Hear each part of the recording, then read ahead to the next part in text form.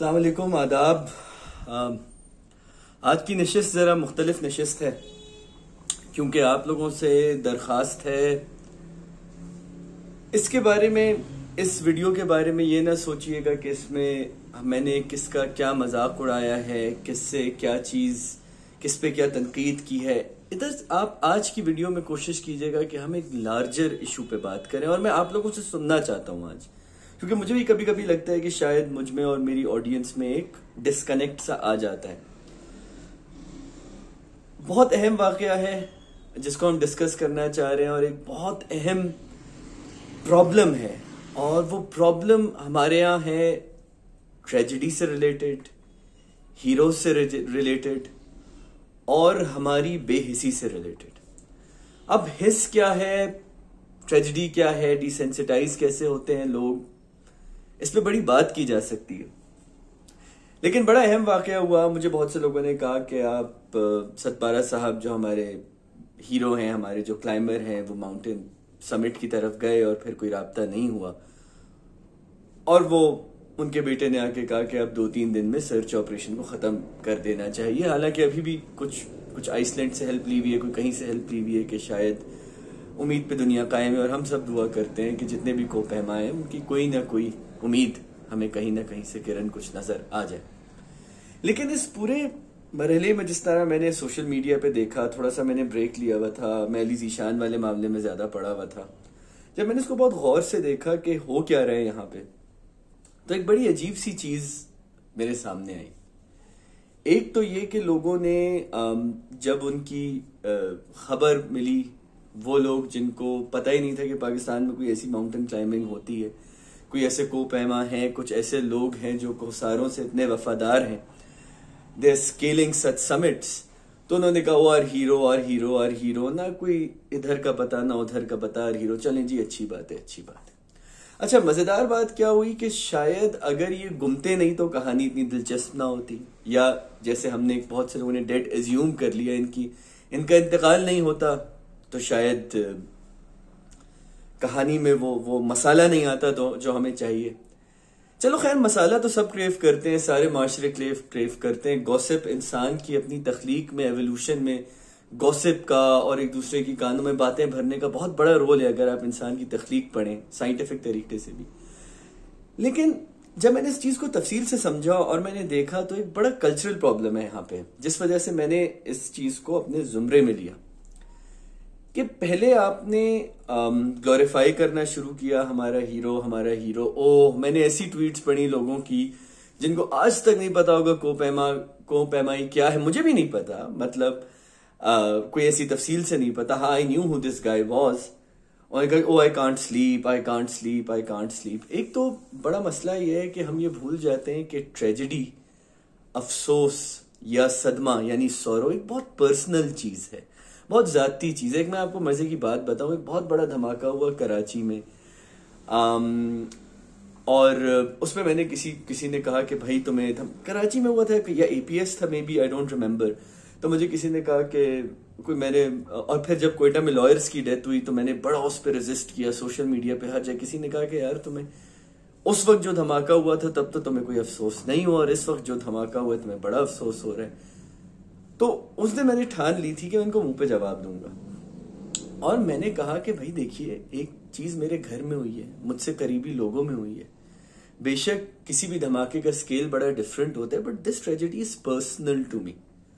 और जरूरी नहीं कि हर सदमे को, हर ट्रेजेडी को हम इक्वली मौर्न करें, इक्वली समझें, इक्वली हमें उसका सेंस ऑफ लॉस हो, इक्वली ही हमें एक सोल सर्चिंग की जरूरत पड़े उस पूरी चीज के बाद। लेकिन मैं तो कोयटा में था ही नहीं, मैं तो कराची में था जब वो धमाका हुआ, but it felt that it hit home. तो वहां से मेरा एक प्रोसेस शुरू हुआ, जो मैं चाहता हूं कि आप सबका भी प्रोसेस शुरू हो। वो बड़ा अहम प्रोसेस है, हम 2 चीजों को जोड़ने वाले हैं यहाँ पे। पहला प्रोसेस ये है कि कभी ये समझे कि जब कोई ट्रेजिक वाकया आप सुनते हैं न्यूज पे, किसी के घर, किसी चाहने वाले के पास, जब कोई आप ऐसा वाकया सुनते हैं, तो क्या एक सदमे का इजहार करना या एक सौरो फीलिंग देना, क्या उसकी एक इमोजी से ज्यादा फीलिंग होती है? Do you genuinely feel sad for that? Because my only problem is that sorrow is possibly one of the most honest emotions. और अगर आप अपने गम में, अपने मलाल में, अपने मातम में, अपने सोरो में ऑनेस्ट नहीं है, तो हम दीगर चीजों में कैसे ऑनेस्ट हो सकते हैं? आई मीन अगर आप, बिकॉज मेरे लिए ये बहुत अहम सवाल है कि हम कंडेम हर चीज करते हैं, और सोशल मीडिया के जमाने तो बहुत ज्यादा करते हैं, और हमें ट्रैक रखना पड़ता है, वो भाई इस चीज पे नहीं बात की, उस चीज पे नहीं बात की। लेकिन क्या वो वाकई हमारे जज्बात का इजहार कर रही है, या जैसे जॉन एलिया कहते हैं कि अब फकत आदतों की वर्जिश है, रूह शामिल नहीं शिकायत में? क्या ये बस आदतों की वर्जिश रह गई है? क्योंकि अगर ये आदतों की वर्जिश रह गई है, then it will have a terrible impact on you when you will have children. जब आप बड़े होंगे, एक बहुत बुरा इम्पैक्ट हो सकता है इस पूरी चीज का। एक इंतहाई इनसेंसिटिव मुआशरा जो पहले ही है, वो और इनसेंसिटिव हो जाए, क्योंकि हम ऐसे लोगों को, ऐसे लोग, हम जैसे लोग सामने आएंगे जो ट्रेजेडी को, जो अफसोस को एक सोशल करेंसी की तरह इस्तेमाल करते हैं। वो जी इधर इजहार करती है, उधर इजहार करती है। और मैं सोच रहा था कि क्या वाकई में इन सबको इतना सदमा है? मतलब बिल्कुल हीरो हैं सतपारा, और हमें अफसोस होता है कोई पहाड़ों पे चला गया। जैसे एक शायक साहब ने फेसबुक में, मुझे अफसोस नहीं हुआ, मुझे खुशी है कि वो अपनी खुशी से जाके जिस तरह वो चाहते थे पहाड़ों के हवाले हो, वैसे वो हो गए। And maybe the mountains are protecting him. लेकिन मैं ये सोचता था कि यार वाकई में क्या सबको इतना गम है? क्योंकि मुझे भी गम है, लेकिन मेरा जीना मरना खाना पीना was not about Ali Satpara, क्योंकि हो नहीं सकता यार। अपनी प्रायोरिटीज है, माँ बाप है, उनकी तबीयतें, घर बार, सो मेनी प्रॉब्लम्स।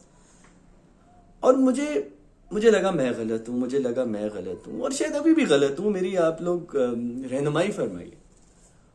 और हुआ ये कि 2 दिन बाद, 3 दिन बाद वो पार्टी हो रही है वाला जो ट्रेंड शुरू हुआ, वो जो खातून ने, बहुत हिलेरियस वीडियो थी, आई एग्री कि ये हम हैं, ये हमारी गाड़ी है, और ये पार्टी हो रही है, जो उन्होंने कहा।